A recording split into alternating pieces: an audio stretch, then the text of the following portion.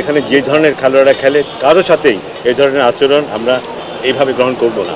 তাকে অ্যাকাউন্টেবল করা হবে, যার ফেসবুক থেকে ব্যাপারটা সে লিখেছে, এটা তার পার্সোনাল একটা স্ট্যাটাস ছিল। এই সত্যানুসন্ধান কমিটি করেছি, এই কমিটি খুঁজে বের করবে যে যেই দলগুলোর আসলে এই সামর্থ্য ছিল না তারা কিভাবে আসলে এখানে আসলো। আমার মনে হয় আমরা যথেষ্ট ভালোভাবে বিচার বিবেচনা করিনি এই ফ্র্যাঞ্চাইজিকে নেওয়ার ক্ষেত্রে। এবং সেটা আপনারা মেনে নিচ্ছেন, টাকা কি গাছে ধরে, কিছু একটা তো করতে পারতেন।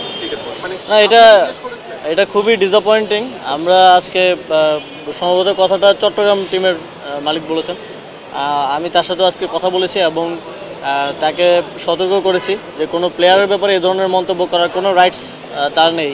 প্লেয়ারকে তো একটা চুক্তির মাধ্যমে তিনি নিয়ে এসছেন and he is bound to pay that money what ever the performance or যেটাই হোক। তো এই জন্য আমরা সতর্ক করেছি এবং আমি বিসিবিকেও বলেছি যে এই বিষয়ে যে ধরনের ব্যবস্থা নেওয়া যায় according to the rules BCB have, ওনারা সেটা নেবেন। অডিট কোম্পানি ফারুক ভাই আসার পর বলেছিল, আপনারও মনে আছে, অডিট কোম্পানি আগে যে দুর্নীতি বের করার জন্য করা হয়েছে, সেই অডিট কোম্পানিতে 4 মাস হয়েছে, মানে কারা আমি তো একটু একটা প্রশ্ন তুলেছিলেন আমাদের জাতীয় দলের খেলোয়াড়ের সাথে আচরণগত ব্যাপার নিয়ে। আজকে সেই ফ্র্যাঞ্চাইজি মালিকের সাথে আমাদের কথা হয়েছে, আমরা তাকে একদম পরিষ্কারভাবে জানিয়েছি যে আমরা এতে খুবই অসন্তুষ্ট হয়েছি। This is not the way to communicate not only with the national team players. আমাদের এখানে যে ধরনের খেলোয়াড়রা খেলে কারো সাথেই এই ধরনের আচরণ আমরা এইভাবে গ্রহণ করব না।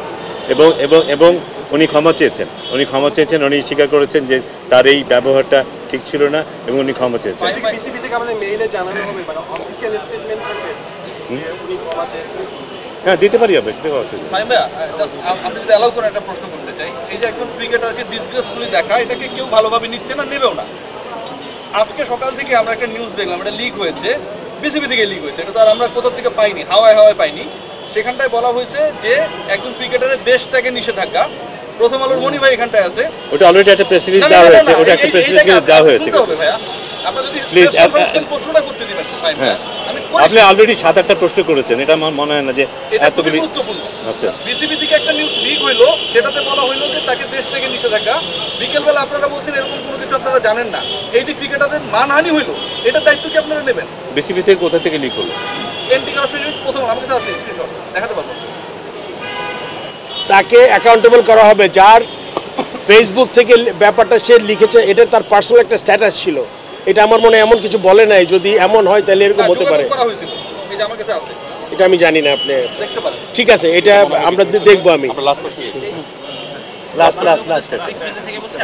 আপনি এর আগে এত বছর বিপিএল দেখেছেন দর্শক হিসেবে, এখন আপনি দেখছেন উপদেষ্টা হিসেবে, আপনি অ্যাজ আ উপদেষ্টা কি পার্থক্য দেখলেন? এবং যখন কাউন্সিলের চেয়ারম্যান এবং ফাহিম ভাই রয়েছেন সদস্য সচিব, আপনারা নিশ্চয়ই এই ব্যাপারটার সাথে ইনভলভ ছিলেন। আপনাদের রোলটা কি ছিল to select Rajshahi as a BPL franchise?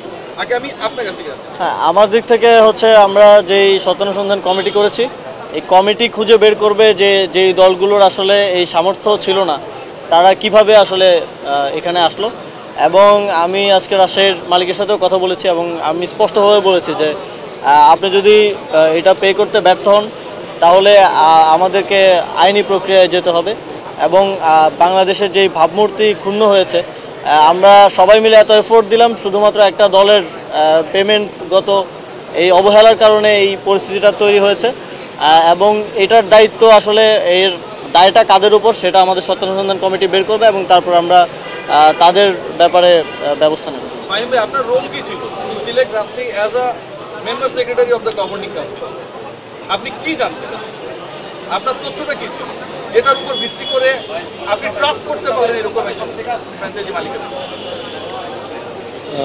আমার মনে হয় আমরা যথেষ্ট ভালোভাবে বিচার বিবেচনা করিনি এই ফ্র্যাঞ্চাইজিকে নেওয়ার ক্ষেত্রে।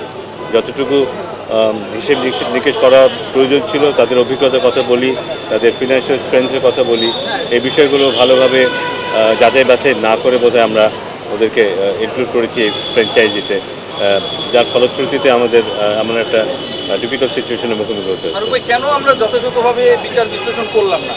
এখানটায় আপনারা কর্নার করেছেন না মীর মুগ্ধের নামে,